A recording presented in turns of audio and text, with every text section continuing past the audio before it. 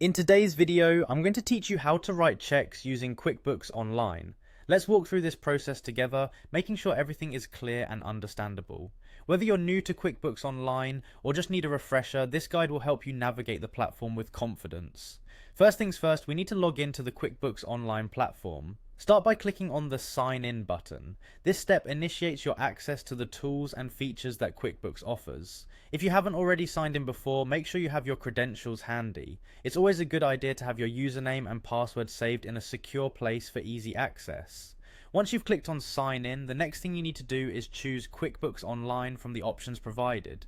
This is essential because QuickBooks offers different services, and you want to make sure you're working within the right one specific to your needs. With QuickBooks Online selected, go ahead and type in your credentials. Enter your email and password and then click on Continue.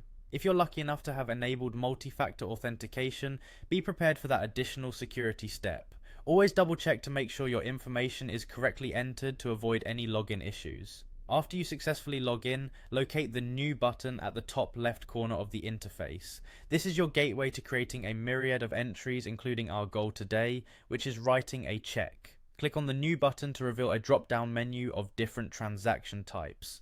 Within this drop-down menu, find and click on Check. This will open a new screen where you can fill out the details necessary for the check you're looking to process. On this screen, you'll start with adding the payee. Choose the person or company to whom you are making the payment. QuickBooks makes this easy by allowing you to search existing contacts or add new ones if needed.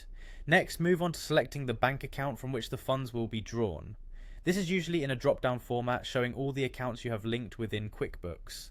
Ensure that you select the correct account to avoid any unwanted overdraft fees or errors. Once you've selected the bank account, it's time to add in the category details. This step is crucial as it allows QuickBooks to correctly categorize and track your expenses, which in turn provides better financial reporting. Ensure the category aligns with what the check is for, whether it's rent, supplies, or services. Finally, after you've reviewed all the information for accuracy, click on Save and Close to complete the process. This will save your check entry and close the window, taking you back to your dashboard. And there you have it, you've successfully written a check using QuickBooks Online. Make sure to periodically review your dashboard for any updates or discrepancies. Thanks for watching, and don't forget to check out our other videos for more QuickBooks Online tips and tricks.